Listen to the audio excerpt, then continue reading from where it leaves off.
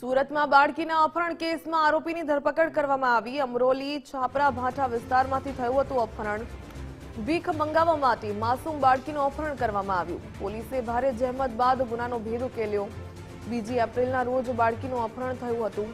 માતાએ અમરોલી પોલીસ મથકમાં ફરિયાદ નોંધાવી હતી। પોલીસની કુલ 10 ટીમ બાળકીની શોધમાં લાગી હતી। 43 રેલવે સ્ટેશનો પર બાળકીને શોધવા માટે તપાસ હાથ ધરાઈ। જાગૃત નાગરિકે સુરત ક્રાઇમ બ્રાન્ચને જાણકારી આપી। ભીખ મંગાવવાના આશ્રયથી અપહરણ કર્યાનો ખુલાસો। વધુ તપાસ અમરોલી પોલીસ દ્વારા હાથ ધરવામાં આવી।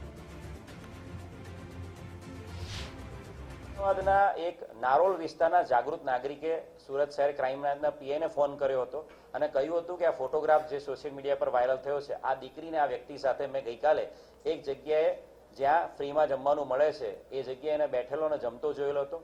તાત્કાલિક ક્રાઇમ બ્રાન્ચની જે ટીમો વડોદરા અને આણંદમાં તપાસ કરી રહી હતી, એ ટીમો તાત્કાલિક અમદાવાદ જવા રવાના થઈ હતી અને સાથે સાથે અમારા જે ડીસીપી ક્રાઇમ બ્રાન્ચ ઓજિયા સાહેબ છે એમણે અમદાવાદનો પણ સંપર્ક કર્યો હતો અને અમદાવાદની નારોલ પોલીસની ટીમ અને સુરત શહેર ક્રાઇમ બ્રાન્ચ તમામ ટીમોએ જે વિસ્તારમાં આ બાળકી ગઈકાલે રાત્રે જોવા મળી હતી વિસ્તાર કોર્ડન કર્યો હતો અને વિસ્તારમાંથી આ બાળકીને હેમખેમ શોધી કાઢવામાં સફળતા મળી છે।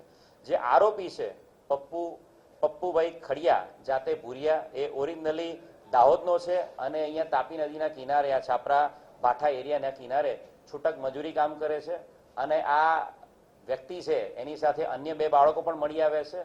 આ દીકરી અને એ બાળકોને ભીખ માંગવાના આશયથી અને જેથી કરીને આ બાળકીઓ અને બાળકોની સાથે હોય તો એને ફ્રીમાં જમવાનું મળી જાય અને ભીખ પણ મળી જાય, એ આશયથી આ બાળકીને લઈને નીકળી ગયો હતો।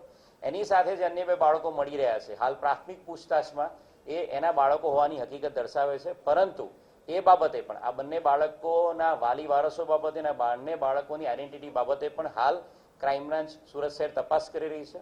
બાળકી જે છે એની સાથે કોઈ પણ પ્રકારનું અજુગતું કે કંઈ બીજું કંઈ થયું નથી એ બાબતે સંપૂર્ણ ડિટેલ એની મેડિકલ તપાસ પણ કરવામાં આવી રહી છે અને આરોપીને અમરોલી પોલીસ દ્વારા અટક કરવામાં આવશે અને એની વધુ રિમાન્ડ લઈને આગળની પૂછપરછ કરવામાં આવનાર છે।